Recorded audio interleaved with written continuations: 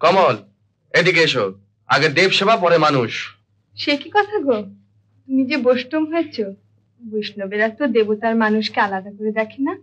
শুনেছ পরি কি বলছে? বলছে আমাদের মালাচন্দন না দেখে সে শান্তিতে মরতে পারবে না। ওগো, কে তুমি? কে তুমি যাচ্ছ? একটু দাঁড়াও, একটু দাঁড়াও গো। পথ হারিয়েছি আমি পথ হারিয়েছি। শোনো, একটু দাঁড়াও, পথ হারিয়েছি আমি। কি? কমল? চিনি? লঙ্কা? তুমি?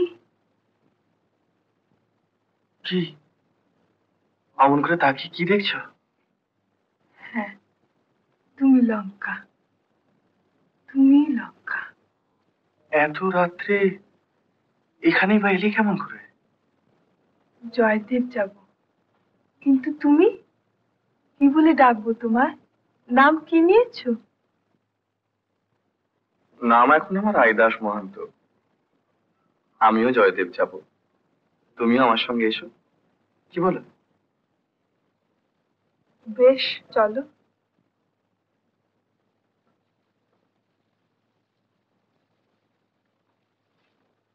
রসিক দাস চলে গেল?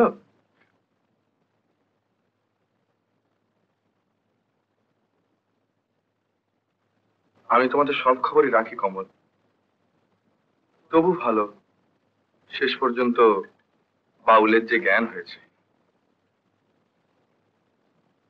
এসো।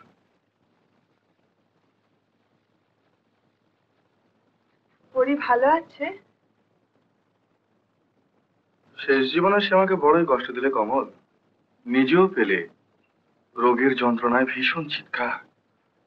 আর সে কি ভয়ঙ্কর মূর্তি, একেবারে অস্থি কঙ্কালসার। ভাবতে আমার শরীর শিউরে ওঠে। পরি নেই? বহু ভাগ্যে গুরু পেয়েছিলাম, ভালো আখড়া, কিছু দেবত্ব, দেব সেবা সবই তিনি আমাকে দিয়ে গিয়েছে। কিন্তু ওই আর এক অশান্তি, একদিকে মানুষের সেবা আর একদিকে দেবতা। এ কি চিনি, তুমি যে ঠান্ডায় কাঁপছো, সঙ্গে অন্য কোনো কাপড় আনো নেই? না। আচ্ছা দাঁড়াও, আমার কাছে দুখানা নতুন গায়ের কাপড় আছে, এই নাও। না না, থাক, এই বেশ আছে। নাও চিনি, না নিলে আমি খুব দুঃখ পাবো। প্রতি বছরই আমি জয়দেবে আসি, রাধা বিনোদকে শীত বস্ত্র ভেট দিই। আর গায়ের কাপড়ের রং হলুদ, আর রাধার গৌ রঙে নীল রং মানায় ভালো। এ কি করলে তুমি? ঠিকই করেছি, রাধা রানী তো নিয়েছেন তার শীত বস্ত্র। এসো।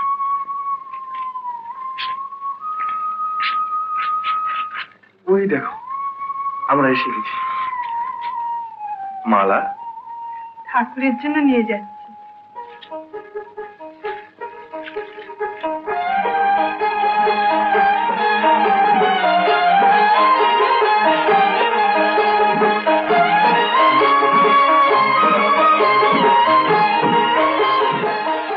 কোথায় যাবে? মালা আমার হাতে দাও মা। আপনার হাতে? এই নিও, দাও মা, প্রসাদী করে।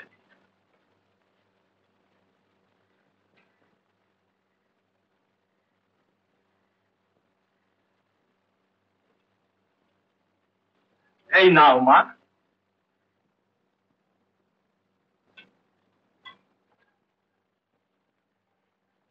কমল, কি প্রসাদ পেলে? আমাকে থাকতাম। আশীর্বাদী মালা। অনেক ভেবে দেখলাম, বাউল বলো, দেবতা বলো, সবার ভিতর দিয়ে বোধহয় তোমাকেই চেয়েছিলাম। কিন্তু কিন্তু কিসের চিনি? মালা দিতে গিয়ে মনে হলো লঙ্কা, আমার মালা চন্দনের আচার আচরণ স্বাদ আহ্লাদ কিছুই মেটেনি। নবদ্বীপে বকবাবাজি গলায় মালা দিয়েছিলাম, কিন্তু তখন সেসব কিছুই হয়নি। সেই জন্য মন চাইছে লঙ্কা, যে আমি স্বাদ আহ্লাদ মিটিয়ে তোমার গলায় মালা দিই। সেই ভালো, এমনি করে আমিও মালা পরবো না। আমার আখড়ায় বিগ্রহের সামনে আমাদের মালা চন্দন হবে?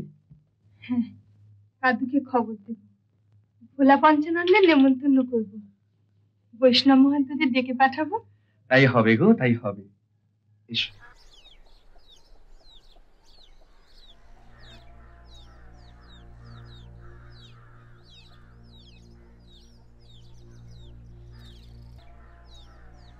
এই আমার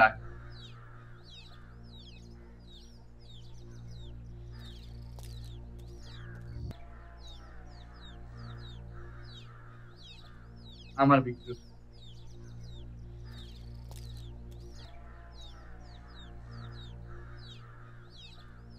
আমার ঠাকুরকে কিন্তু গান শোনাতে হবে।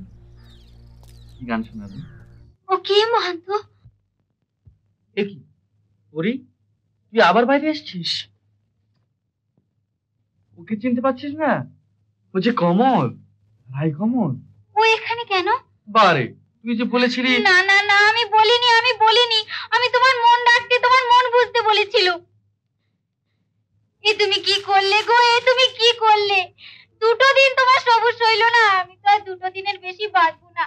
দুটো দিনের জন্য এই তুমি আমার বুকে কি শেল হারলে গো, এ তুমি আমার বুকে কি শেল। ধরো ধরো ওকে। হ্যাঁ, তুমি হারলে। পড়ি পড়ি।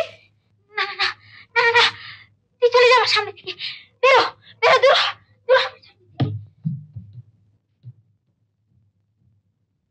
কমল, এদিকে এসো। আগে দেব সেবা, পরে মানুষ। সে কি কথা গো, তুমি যে বৈষ্ণব হয়েছ, বৈষ্ণবেরা তো দেবতার মানুষকে আলাদা করে দেখে না, মানুষ যে তাদের কাছে সবার উপরে। মহান্ত, যাও রঞ্জন, যাও, নিজেকে আর ছোট করো না। তুমি ছোট হয়ে গেলে আমার যার কোনো সম্বলই থাকবে না। এসো।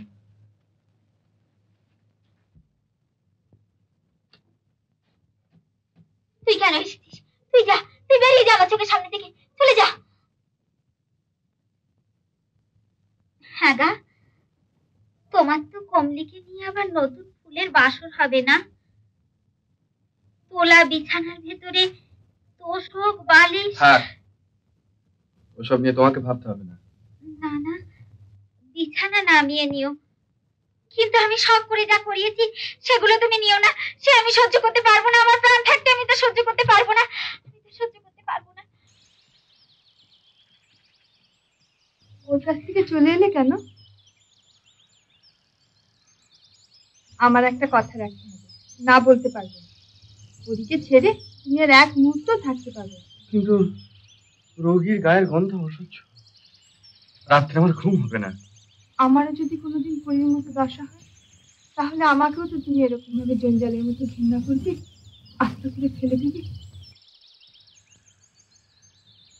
বেশ, তোমারই জয় হোক কমল। ছাড়ো না, মরতে বসেছে যে মানুষ, তাকে আর ঠকিও না।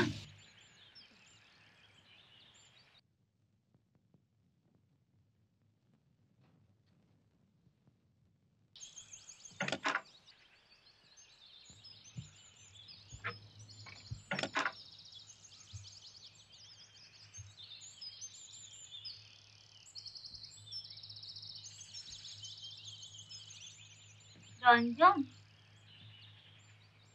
শোনো, কি? আমার আর একটা কথা রাখবে? বলো। দুদিনের বেশি আমি তো আর বাঁচবো না।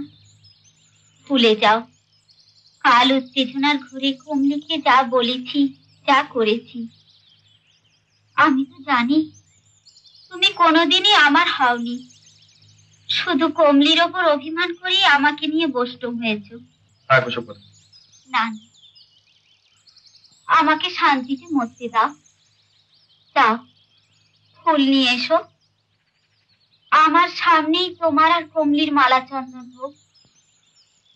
হ্যাঁ গো হ্যাঁ, তাতেই আমার শান্তিতে মরণ হবে। সেই শান্তিটুকু আমায় পেতে দাও। যাও, ফুল নিয়ে এসো, আর দেরি করো না, যাও যাও। চিনি, চিনি, চিনি, শুনেছ পরি কি বলছে? বলছে আমাদের মালা চন্দন না দেখে সে শান্তিতে মরতে পারবে না।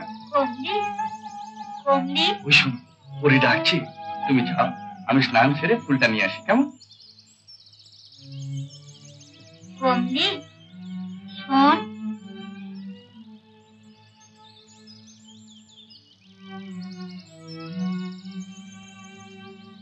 কাছে আয়, বস। তোকে আশীর্বাদ করব বলেই ডেকেছি। আজ 6 মাস হলো বিছানা পেতেছি। 6 মাস শুধু একা পড়ে পড়েই কেঁদেছি। বড় স্বাদ ছিল মরবার আগে ওকে একদিন কাছে পাবো। সে স্বাদও তুই মিটালি। তোকে আশীর্বাদ করি।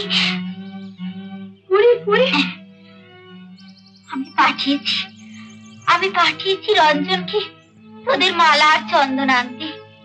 যা ভাই যা, তাড়াতাড়ি তৈরি হয়ে নিয়ে যা। আমার তো আর বেশি সময় নেই। যা ভাই যা, যা। কমল কোথায় গেল? এই তো ছিল। কমল, কমল।